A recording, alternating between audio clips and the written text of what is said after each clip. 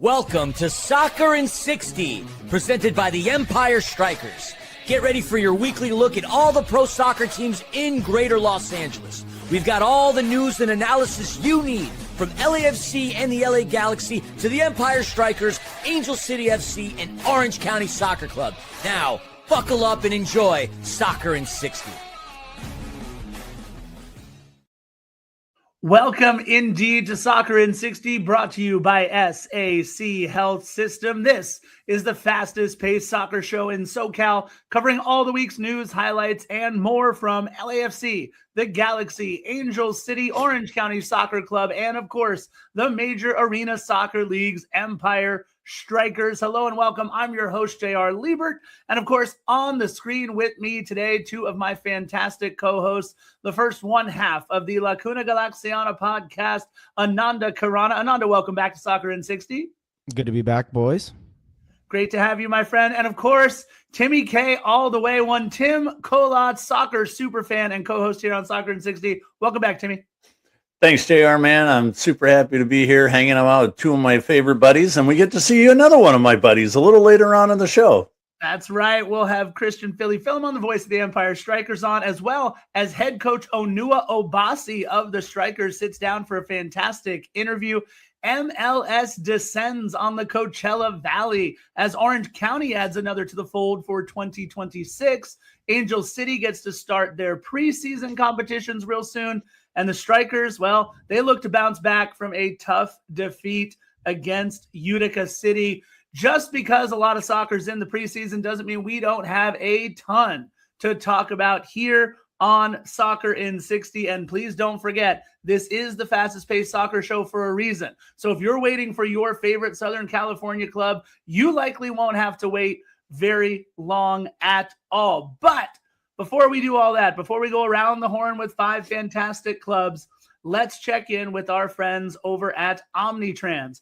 In partnership with the Empire Strykers, experience the thrill of game day with Omnitrans. Be in the heart of the action at Toyota Arena and let Omnitrans take care of the ride. Simply download the Transit app to catch your bus and enjoy a stress-free trip to cheer on the Strikers. Don't miss out on the excitement and make every moment count at Toyota Arena. Ride with Omnitrans to your next Empire Strykers game.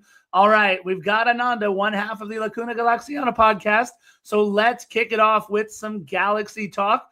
Unfortunately, Galaxy suffering their first preseason loss of the preseason, 3-2 to the Chicago Fire, but not without some fireworks from one Gabriel Peck, 2 goals. And Ananda, in front of supporters for the first time, Jakob Glesnes, Joao Klaus, and Justin Hack. It was nice for the supporters out there at the Coachella Valley to see 3 of the newest, shiniest toys in their Galaxy kits.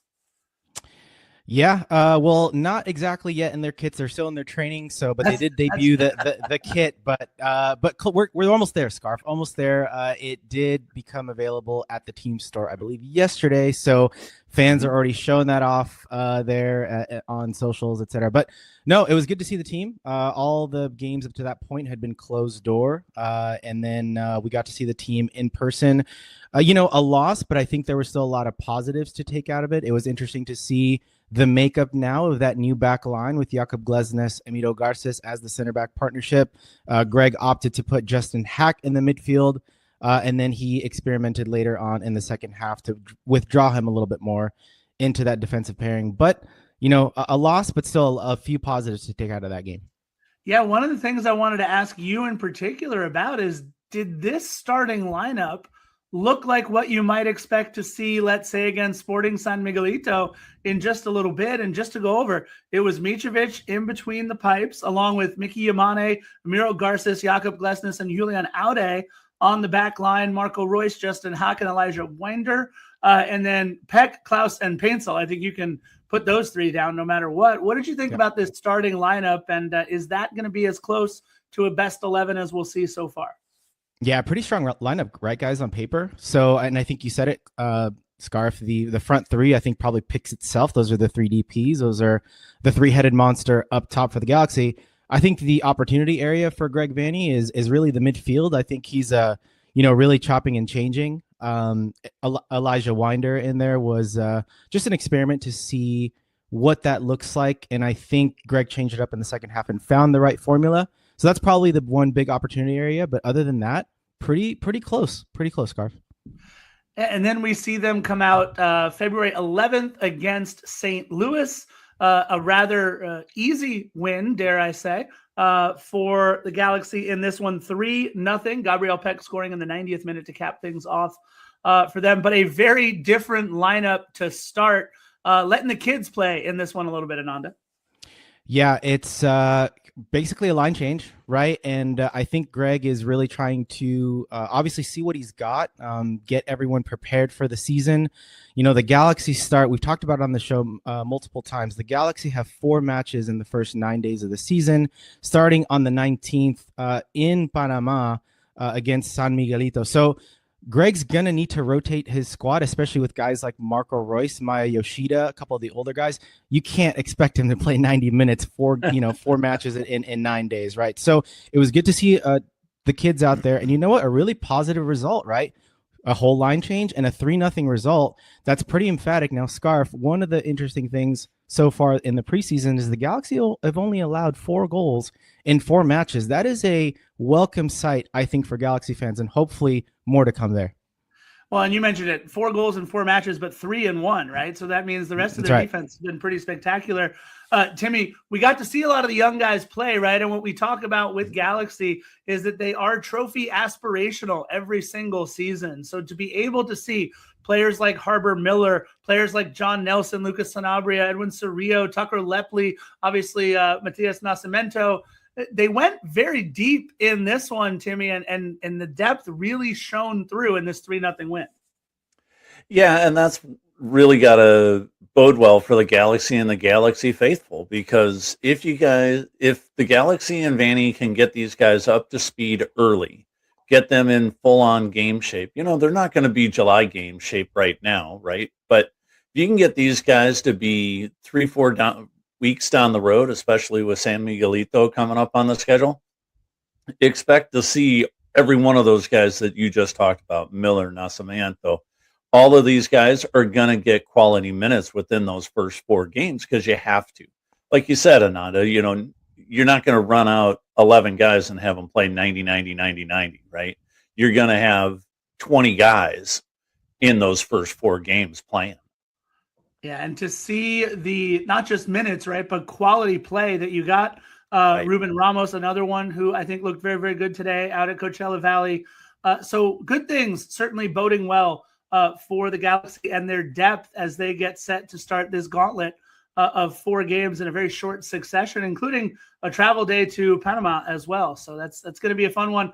All right, I got to ask you, Ananda, you no doubt in a closet somewhere behind you there have plenty of Galaxy kits, but this one, the Velocity kit, as Major League Soccer said on Twitter, a timeless classic. Let me ask you, though, you probably have a lot of kits that say Herbalife in the front with the blue kind of sash down the diagonal. Is this an homage and a nod to, champions past, or would you like to see them maybe kind of mix things up a little bit with your kit?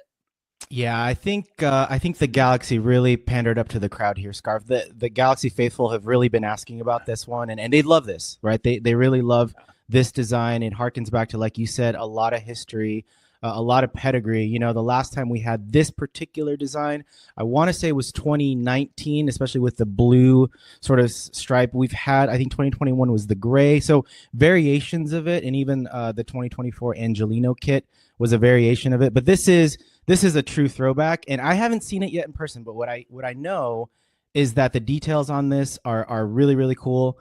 A cool LA there on the back, a 96 somewhere as well. Like the details are really where it's at. And I think the true kit lovers will appreciate that. Yeah, it reminds them of the Zlatan Ibrahimovic days. Absolutely. That's right. Look, we're going to keep Ananda on right now, but we're going to bring on a fearsome foursome. That's right. We're going to bring on the voice of the Empire Strykers, but also my co-host. We founded the Defenders of the Bank podcast together, and all we do is talk about LAFC as much as humanly possible. Christian Philly Philemon. Philly, welcome to the pod. Thanks for bringing me back on, fellas. I've been sitting in the back room just trying to take control of my hiccups over here. So if I hiccup mid-sentence, I apologize. It's just when you have what happens when trying to carb load on oxygen tonight. Well, listen, you're doing a great job keeping him under wraps for now. Look, still rumors about Denis Bouanga and Fluminense, although if Twitter is to be believed, the fire being put out on a lot of the talk for Denis Bouanga going over to Fluminense, everything appeared agreed upon with the $15 million and all the other stuff, but it looks like LAFC deciding not to sell until they have somebody in the wings ready to bring on. So Denis Bouanga, it looks as if he is going to stay. Philly, your thoughts real quick on being able to keep Denis Bouanga in the fold. Let me have you shoot fish in a barrel here for a minute.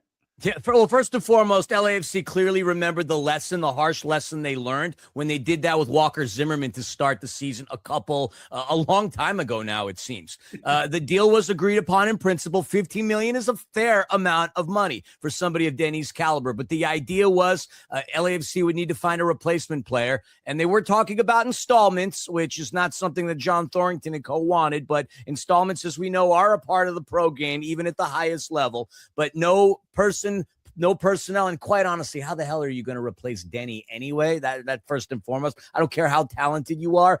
We've seen plenty of talented people make the cross over the ocean only to suck in Major League Soccer. But he's sticking around. That's huge. Now he can make an honest run at the CONCACAF Champions Cup. We play in Honduras next week, LAFC against Real España, not to be confused with the team in Mexico. And this will be good. Now he gets a whole preseason with Sonny, a whole training camp with Sonny. And the way those two connected at the end of last season, it's only going to make things more beautiful. And if Denny truly wants that big payday, let him stay on a little extra longer with Sonny. Let him continue to make a run for that golden boot, and that's where he's going to get the checks. Let him ride off into the sunset. So he may be safe for now, but obviously summer transfer window is a different story.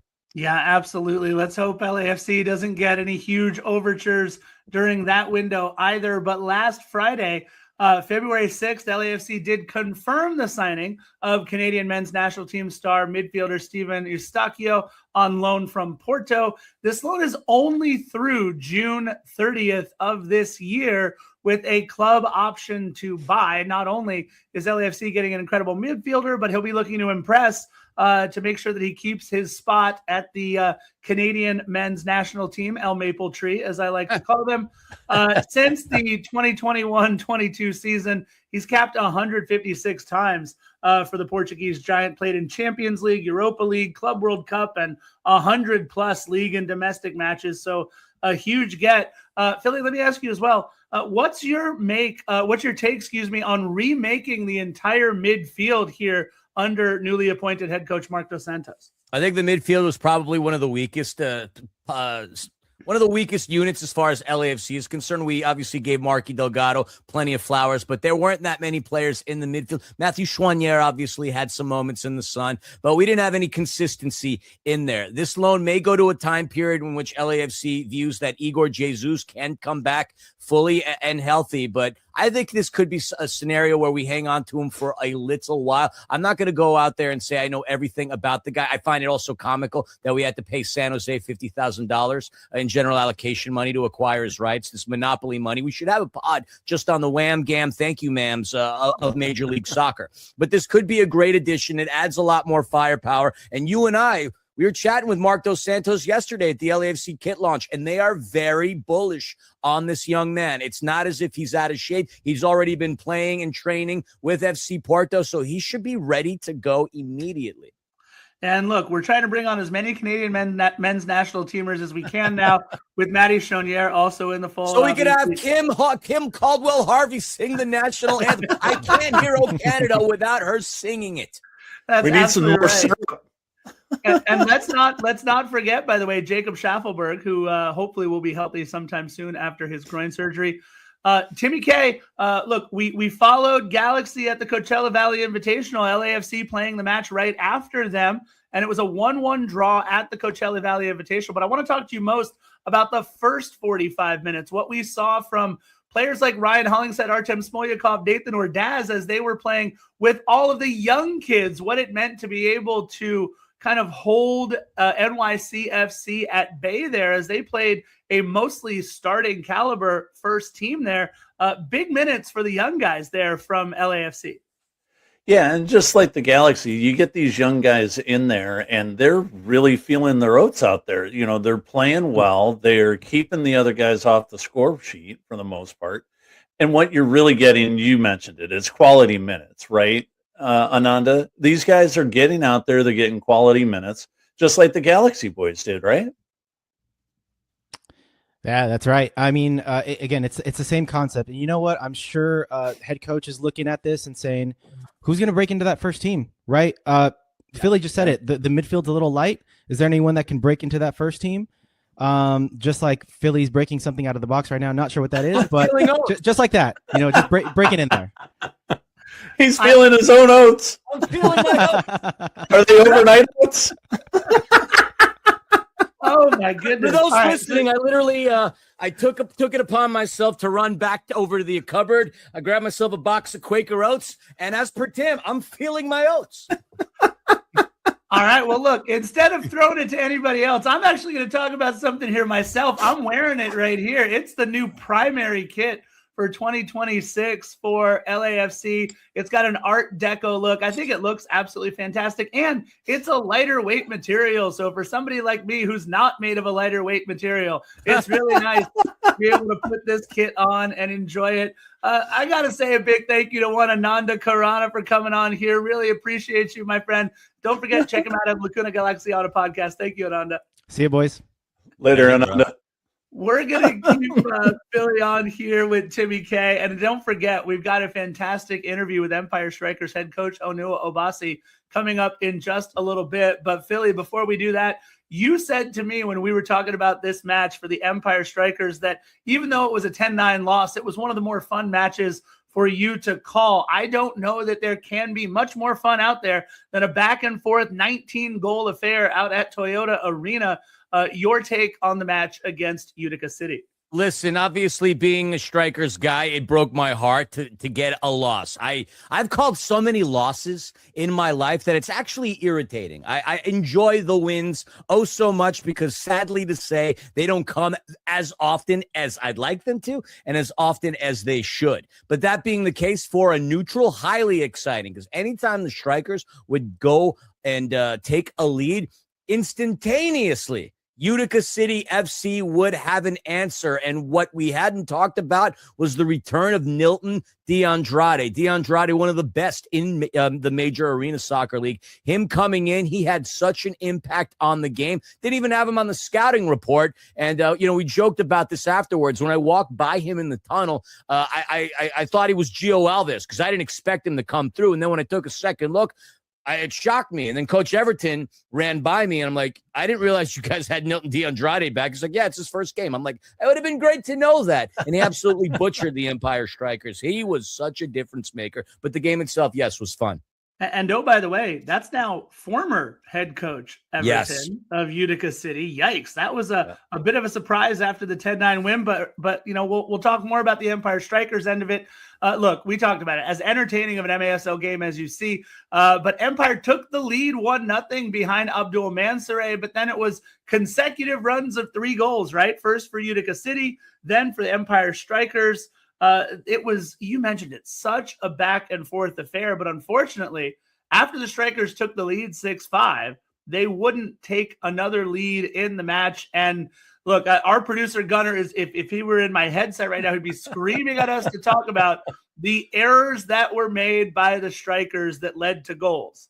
One in particular, there was a 2-on-0 that the Strykers had. It was, I believe it was Mansoure and Palmer.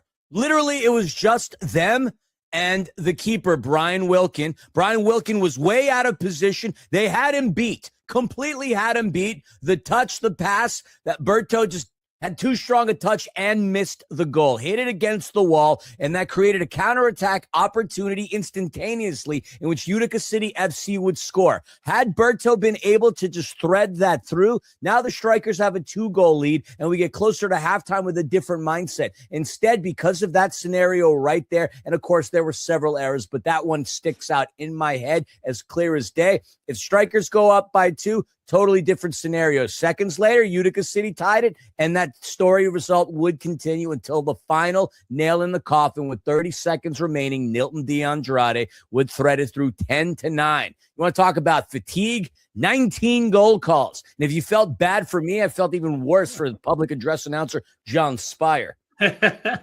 Well, Timmy, let me ask you about something here, though. 7 players registering at least 2 points for the Empire Strykers. Alan Perez, 2 goals and assist. Marco Fabian, 2 goals. Munir Alami, 2 assists. And then 4 players registering a goal and an assist. Look, defense notwithstanding, Timmy K, this is the offensive breakout that we've been looking for quite some time. That we've been desperate to see. Philly's mentioned it a bunch of times that, it's great that the defense is holding, up until the last couple of games, that the defense has been holding teams to 3, 4, 5 goals. But the Strikers need to be winning these games 6-7-5, 7-5, 7-4 type of things. And you hit it on the head. This is the offensive breakout that's been needed by the Strikers. And hopefully this bleeds into the next several games where they can get some of these 7-8 goal runs. And Philly, let me talk to you about these next several games. They obviously head down to Oceanside Sunday, February 15th to take on the San Diego Sockers. But then they come home for an extended 4-game homestand, including just the very next day, Monday, February 16th against the Milwaukee Wave, February 19th against Baltimore Blast, February 22nd against Tacoma Stars, 4 matches in 8 days. And then for my mom's birthday, they're going to play against San Diego Sockers on March 5th. How big are these matches? They currently sit 1 spot out of the playoffs, 3 points and 2 matches behind Baltimore Blast. Listen, I hate saying it as cliche, but every result carries a significant amount of weight. And the way these games are structured, every team is going to have some kind of fatigue issue. So yes, Empire's playing the Sockers on the road in Oceanside on Sunday, February 15th. But the Sockers, the day before, less than 24 hours before, they'll be in Kansas City taking on the Comets. So it's going to be really important to find and to look to see who San Diego brings. It's a very deep team. But then in less than 24 hours, they got to come home, sleep for like all of 30 minutes, and then get ready to take on Empire.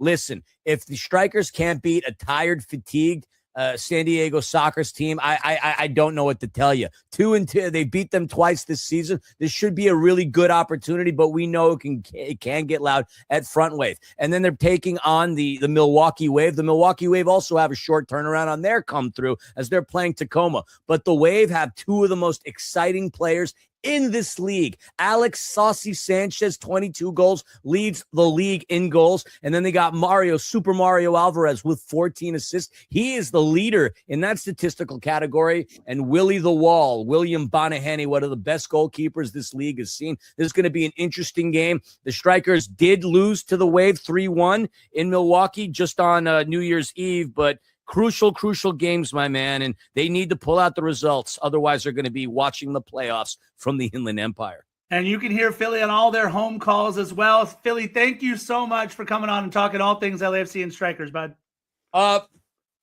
Thank you, fellas, and I will continue to feel my oats. See you, Philly. All right, let's check in with our good friends over at National Core before we get to our interview with head coach Onua Obasi. National Core is one of the nation's largest nonprofit affordable housing developers and a proud sponsor of your MASL team, the Empire Strykers. At National Core, they believe that soccer has the power to transform lives just like they do. They believe in building strong communities on and off the field. And to learn more about National Core and their mission, head on over to nationalcore.org. org. All right, Timmy K.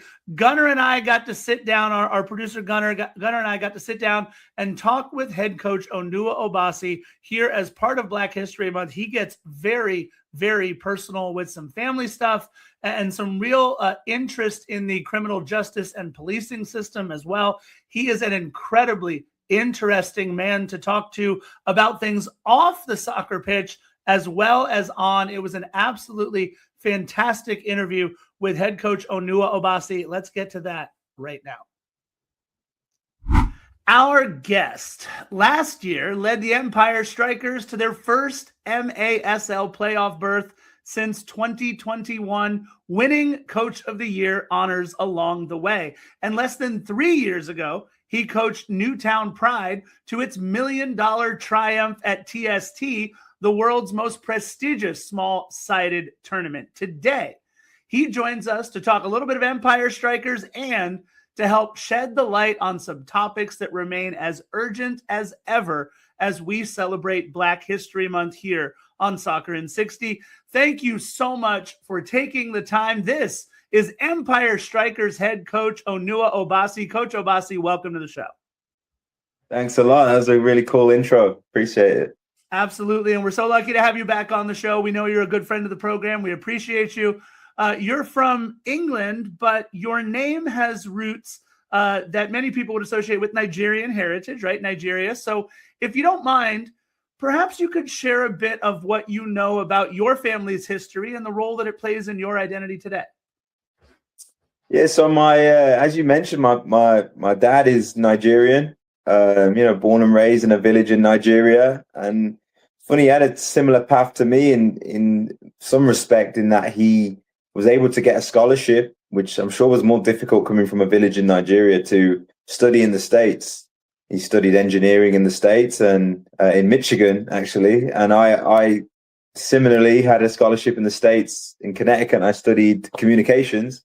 So yeah, he grew up there. My mom's Irish, the two immigrants who live in England. So I grew up in an immigrant household, which, as you get older, you realize your experience is not the typical of probably a lot of the people around you. But England's very multicultural, and I never felt, especially Birmingham, England, it's very multicultural, and I never felt out of place or any things like that, which is really cool. I know not England is all is like that, because I did go to some other places like Wales and encountered some less friendly behavior, and but no, I think I was quite lucky to grow up the way I did, because I got to experience three different cultures. England, where I am outside the house with my friends, and then Nigeria with the food a lot, and then Irish again with the food a lot. But just, I guess it's a different sort of an upbringing, quite strict, like kind of,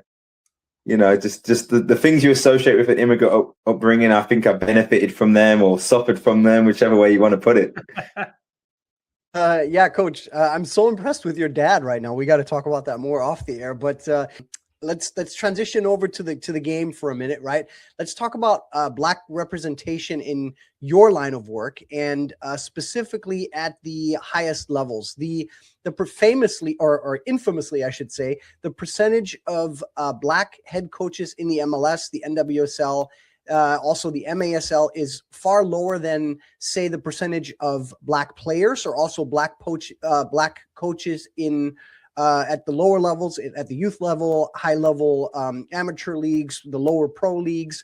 Why do you think that's still the case? And what do you feel needs to happen so we can finally see some real progress in this area?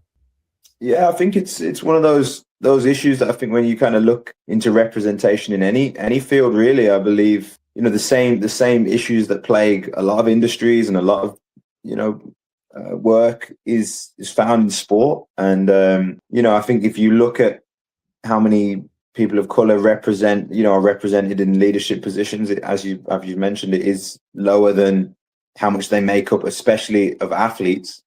But I'll say it's probably a trend that extends into the everyday life. And I do think it's about lack of opportunity. I do think it's about, the legacies of colonialism, of slavery, of these topics that, seem to be in the past, but the echoes of them, and they reverberate through history. So I just think this is, sport is just another one of those areas where we see that, and we hope that there's more opportunities. And I think as the world becomes more progressive, you'd hope those things go away, but obviously they haven't gone away yet. So I think there's obviously work to do, and I think MASL is actually rare because we think we had at least brown skin, tan skin. Like obviously my dad's black, my mom's white.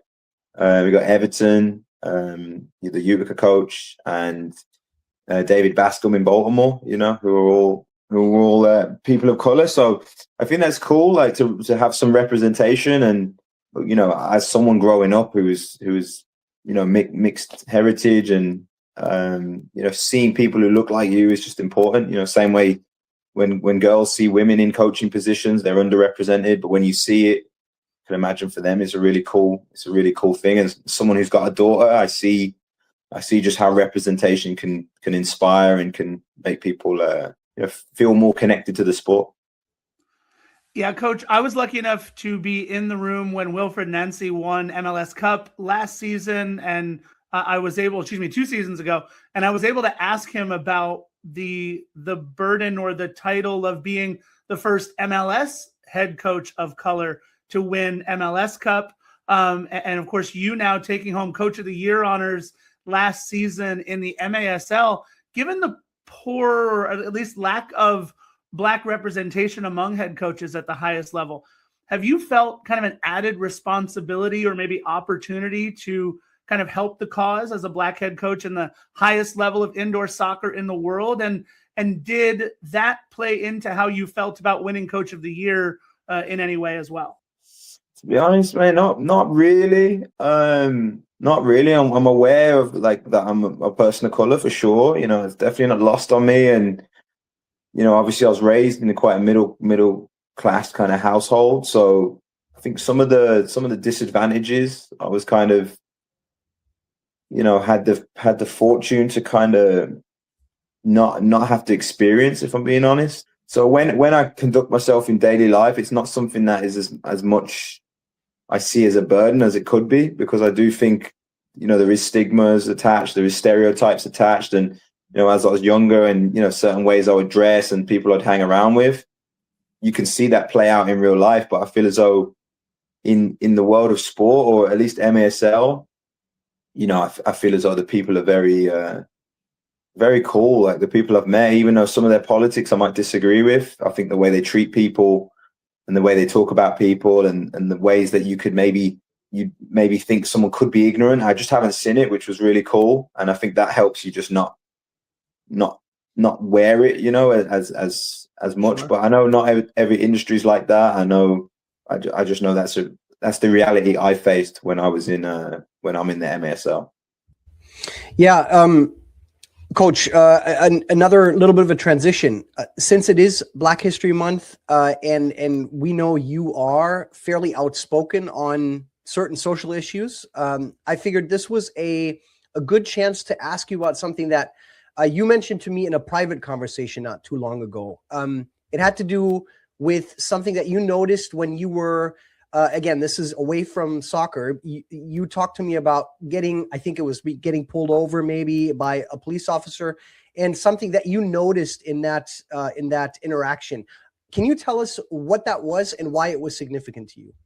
Yeah, mate. Yeah, it was just something I noticed. I think throughout my childhood, but obviously as I get older, obviously I was raised, as I mentioned before, like pretty middle class, and and I went to a school that was a good school. It's called a grammar school in England, where you have to take a test, and you're kind of surrounded by other people whose parents have had the money to send them to tuition to pass the test. So you kind of are taken away from the normal surroundings of where you might even be from, and put in a school in your formative years that's very kind of middle class, upper class. So you learn to speak in a certain way, and to the school was quite strict. It was called King Edward's Aston. It was like not super formal, but it was pretty formal. You wear a uniform, and your manners are, these sorts of things are reinforced, and and it's expected by the parents, that things are stricter. and obviously my parents too, the job that they play. So I've noticed, when I interact with people, authority, police, different people, the reaction I've always got is like a more positive one than I know some of my peers who I was friends with through soccer, who, people of color as well, and they, with their upbringing, their experiences was different. The way they can interact, and I do find that something, even when I coach kids and I played on different teams. I remember playing in Baltimore and going to some of the inner city appearances, and you see, a lot of these kids lack some of the skills or some of the opportunities I was given to develop some of the social skills and some of the manners and how to diffuse situations and those sorts of things. So I see it as obviously a benefit that I had that you kind of take for granted when you interact with authority, you interact with, those sorts of things that come in life, that it definitely helped me. And I know that not everyone's as fortunate to have the education and the background that I got. So that was something I noticed with my friends. Some of them had some horror stories, some really bad situations, but I think, part of it is, there is a stereotype that exists, and when you expel it quickly with the way you speak and interact, it served me well. But obviously, in an ideal world, those things don't exist in the first place. And while we're on the subject of police, we should mention that these experiences didn't happen in a vacuum for you, but that you've long had a deep interest in policing and the extremely broad and highly complex field of criminal justice. In fact, you do have a bit of background in the field. Do you mind sharing what that background is and kind of how it shapes the lens through which you view American society after more than 15 years living here now?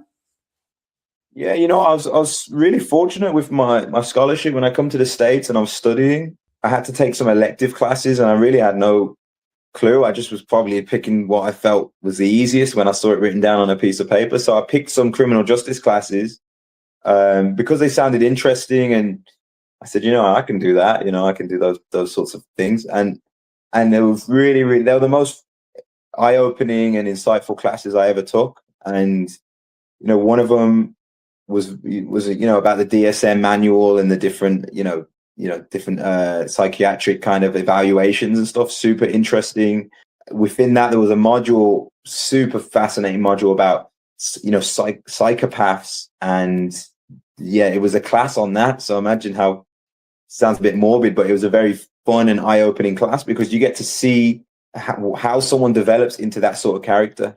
And couple that with a class we took on, it was about prisons and recidivism, and why people end up in jail and why people end up reoffending. And I was kind of enmeshed in that for a good couple of semesters, and you kind of realize that the things that lead people to a life of crime or a life of is pretty standard across the world, really. And it's stuff like poverty, lack of opportunity, unstructured leisure time, and these sorts of things are things that they happen everywhere, even in a wealthy country and poor countries, and they lead to crime. So when you kind of realize that, you start to look at things differently, and you start to look at, criminals. Obviously it's a bad thing. It's something that we're trying to get rid of. But what I realized quickly was, just by locking people up, if you don't address the underlying causes, they'll just reoffend. It's almost like clockwork, because that's all they know and that's the only opportunities they have. So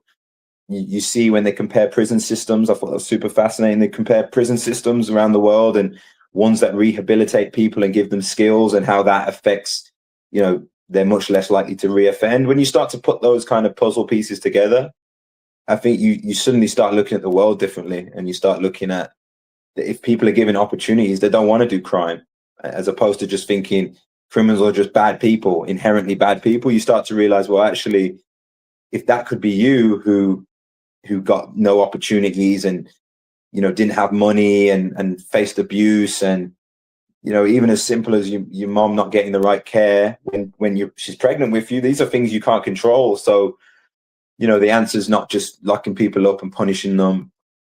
There's obviously a necessary part of it, but it's about addressing underlying causes. And then you start to look at, well, what are the underlying causes of inequality? And it was really fascinating, to be honest, because it's just like a rabbit hole that I never knew existed. And I've always been someone who, if I don't understand something, I want to kind of understand it just innately. I think some people are just kind of like that. It's something that is confusing. You kind of want to, or intriguing. You want to know more and more about it. So it was something that from that day on, I kind of take an active interest in, and you can go, it's an interesting lens to see the world through, because you look at a lot of politics, and unfortunately a lot of it doesn't address the root causes, or they'll distract you with something else, talk about crime, and they might say it's immigrants and stuff like this, but it's just the causes. We all know the causes, like the people, academics, the people in the field, they know the causes. It's like, can we address it? Can we get the resources to address it? So yeah, that class really opened my eyes. I'm really thankful to the professors I had, and obviously opportunities I had to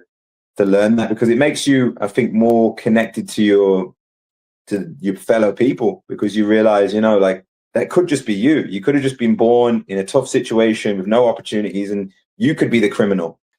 When you start to know that, you start to I think, have more empathy for people, which I think is important. So yeah, it was an interesting journey, and something I'm thankful for, and it makes me less ignorant of the world, for sure. Yeah. Another tough transition. We'll stay on subject, but you graciously agreed to kind of talk about something that hits even a little closer to home. You've been interested in criminal justice for a long time, but then something, as I said, happened within your own family that brought all that very close to you. In this case, it was the English criminal justice system. Why don't you tell us what happened in your own personal life? Yeah, mate. Yeah, as I mentioned to you, we had a tragedy in the family. Obviously, I'm one of 4 kids, and really sadly, my brother passed away. Like 2 and a bit years ago, and it was not great circumstances. Just he was just going on a walk like he likes to do, and he got basically attacked by 5 or 6 guys, and ended his life. Just very suddenly and very, very tragically. For the family. And so I got to, feel firsthand about, crime right on your doorstep, and how do you make sense of it, and how do you, there's a whole, obviously, process grieving, and then there's a whole justice system process. And obviously I was quite removed because I'm in the States, and obviously my family dealt with it more acutely. And, I was in the middle of a season. So, in times like this, you're thankful for sport to kind of take your mind off things. But, and I think I'm thankful that I had the background I have in understanding like crime and stuff, because it just, when it hits home, you're trying to make sense of it, and you can just think, all right, there's evil people in the world, which there are people who I think eventually end up being evil people and doing evil things. But even the people who did the crime and ended my brother's life, I look at their lives and look at their history, and you see a criminal justice that kind of failed my brother, failed our family in some respects to let those people be in the situation they were in. But then you also see, these people were immigrants, and you see a system that, again, unstructured leisure time, limited opportunities, and people up to no good. And, you see it, just a combination of so many of these factors that lead to an innocent person who's just minding their own business being a victim of a terrible crime. So, if anything, it made me realize it'd be so easy to demonize immigrants as a whole, whichever country these people came from. But you realize that it's useless. It's trying to understand how to stop something like this happening again. And as I was mentioning before, unless you address the root causes, people are going to do horrible things and heinous things. And I'm sure even if you address them all, there's going to be some subsection of people who are not going to do well. But I think, again, just seeing how these things can be prevented, which comes back to addressing those root causes, which I think are often not thought about. And so it was definitely a really sad situation, and it just gives you a new perspective on life, and just probably makes you even more motivated to say things need to change to avoid these, because no one should have to go through that, through these things, and they are avoidable, or definitely you can reduce the level they happen if we tackle like societies that face all problems that face all societies. Yeah, and the problem that I'm faced with now is to transition us out of that onto a one quick question about soccer. But I do want to very quickly ask you about this upcoming stretch for the Strikers, right? a little bit of a rough patch that we're coming out of. You face San Diego on the road on the 15th, and then you have 3 home games actually 4 home games, 3 of them in quick succession. You start on, I believe, February 16 with Milwaukee, and then 4 days later against Baltimore. Talk to us a little bit about how you've been preparing, and I'm specifically interested in, are you doing anything mentally with the players to sort of get a reset or to figure out how you can get their confidence back that they very obviously had, 2.5 weeks ago? Yeah, as you said, difficult stretch. We're on a nice run, and then we lost 3 games, and by decent margins, sadly. Well, not the last one. It was a close game against Utica. But yeah, KC and Baltimore, it's like I think we were, as a group, optimistic that we were going to be able to kind of get results or, put in performances that would lead to a good result. And unfortunately, it didn't pan out like that, which is disappointing. I know we're all frustrated, and times like that, you really mentally is probably more important than physical, as you kind of were mentioning, because it is a blow. It's like you took a heavy blow, and how do you recover from that? How do you motivate people again? And to be honest, I was always a player who was very much, I wasn't very emotional as a player. I wouldn't get too high on wins. I wouldn't get low on losses. I was very much like, okay, how did I perform? Like, did I do my job? If I did, I'm not going to be, I'd be disappointed if I played badly. But as a professional, it was very much like, all right, did I do my job? That's something I'm learning to try and adapt a little bit more to, because I look at performance rather than results.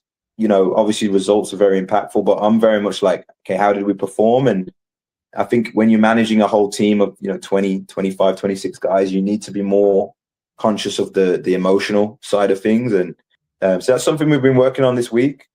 Spent some time just trying to build the confidence back up and show the moments when we were really good, because we had really good stretches. I think we did enough to trouble Baltimore. We had one of the best quarters of the season against them, but mistakes and unfortunate moments, goals change games, and it's a little bit of story of the season. So I think it's just showing the boys that, hey, look, we can be really good, but we have to try and be more consistent. There's still stuff to clean up, and we need to put those games behind us, learn what we can, and understand that we can beat anyone, as we've shown this season. Yeah, Coach, it's a big 5-game stretch coming up. We mentioned headed down to Oceanside, and then don't forget, 4 straight home matches out at Toyota Arena. If you want to see Coach Onua Obasi and the Empire Strykers, again, MASL, the highest level of indoor soccer in the world, head on over to theempirestrykers.com, and that's Strikers with a Y, and you can see one of the most interesting men in the world as we got to sit here and talk with head coach Onua Obasi. Coach Obasi, we know you give so freely of your time to us here at Soccer in 60. Thank you so much for coming on again, and good luck over this next stretch. Thanks a lot, guys. It was a pleasure. Cheers. Thank you so much, Coach. Appreciate it.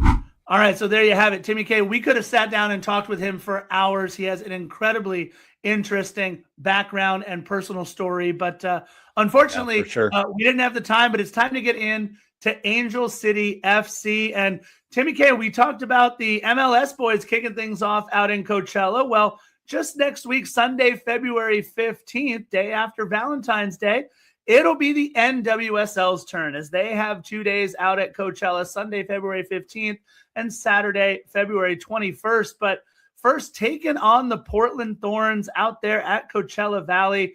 This will be the first time, Timmy K, that we get to see Alex Strauss with a full preseason. It'll be interesting to see what these girls look like out there for Angel City FC.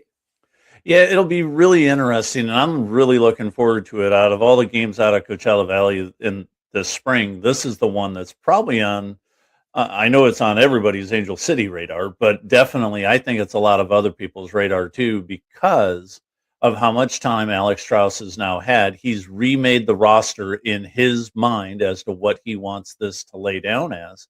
And he's got almost everybody healthy. So taking Angel City out to Coachella Valley and having a really strong opening game against a tough team in the Portland Thorns, this ought to be really fascinating, is to see what really truly happens. And we know it's preseason, right? And, if they go out and whack some 10-0, nobody's going to think twice about it. But the reality is, if they go out there and they win 3-0 in a big, strong game, It bodes well for the start of the season for the Angel City crew. Yeah, and you're absolutely right. And look, there's no more looking back at that door, excuse me, as if Alyssa Thompson is going to come walking back through, right? She's now been a full season over at Chelsea, playing well for them, by the way, third in the Women's Super League over there in goals with 7. But not too bad. I won't look too far across the pond, but you've got her sister Giselle ready to take a starring role. You'll have Claire Emsley coming back soon. You'll have Kennedy Fuller, another starring role. And we mentioned all the great additions in the off season. So it'll be really time to see what we get from Alex Strauss's crew against the Portland Thorns. And again, just 6 days later, taking on Seattle Reign. The only thing that I advise all of you, if you are going out to the Coachella Valley Invitational, bring a hat, bring an umbrella, bring something that offers you shade, because it is warm out there at the polo fields in Indio. Let me tell you, 1 p.m. and 1:30 p.m. are the start times for those 2 games. So that sun will be burning. Kind of a neat moment, Timmy, at the Super Bowl this last weekend was Savvy King getting to meet Buffalo Bills safety Damar Hamlin. They got to meet for the first time. And of course, both of those athletes, while they are incredible athletes in their own right, known more for, unfortunately, suffering cardiac arrests while they were out there on their respective fields or pitches. In November 2025, King created the Savvy King of Hearts Foundation after her incident to advocate, educate, and hopefully prevent others from experiencing similar medical emergencies. Her foundation aims to raise awareness about CPR, expand access to heart screenings, and empower others to be ready in those critical moments. How inspirational is it now to look at, she was so young when this happened too, Savvy King, and again, meeting up with someone like Damar Hamlin, who's inspirational in his own right. But what does that mean for Angel City? Hopefully not only to get Savvy King back as a regular, but to have her story out there as an inspiration to others. I think it's incredible. I think with Hamlin and King out there getting in front of the media, especially at the biggest sporting event here in the U.S., not in the world, because that'll be a little later on this summer. But the reality that those two have had at such a young age, I don't care, you're under 40 and you have a cardiac event, something that's just wild, but much less in their 20s. But to put those two front and center in front of a couple 100 million people, through media and that type of thing, I think it really says a lot to not only what the NFL is doing, bringing awareness to it, but getting Angel City even more in front of people, and then having the younger generation, the kids that are 17, 18, 25 years old. Both of my kids know CPR and they could save a life too. My wife and I do it. My wife gets recertified every year just to make sure she's on top of it. So to have 2 prominent players at this age getting out and not forcing it down people's throats, but getting it in front of people's minds to go get CPR trained, I think it's amazing. I think it's incredible. And I think everybody in the world should be able to save somebody else's life. And again, if not for the heroic efforts by the first responders that were there pitch side when that happened with Savvy King, we might not be able to talk about her inspirational story. Right. So an incredible foundation. Again, it's Savvy King of Hearts Foundation that's aiming to do all of those wonderful things. All right, let's skip on over to Orange County Soccer Club. Marcelo Palomino suiting up in bright orange yet again, this time for Orange County Soccer Club, the 24-year-old Houston native and attacking midfielder who came through the Houston Dynamo system. He loves those bright orange colors, let me tell you. Going from the Dynamo now to Orange County. He featured in 5 matches for the Dynamo, and he was very effective in 18 matches for Dynamo 2, scoring 7 goals and 3 assists in those 18 matches. Most recently playing in Sweden's 2nd division, where he scored 5 goals in just under 1,400 minutes for GIF Sundsvall in their 2nd division out there. He's also featured quite a bit for the U.S. youth national teams. Obviously, he's 24 now, but he scored 3 goals under the youth national team system.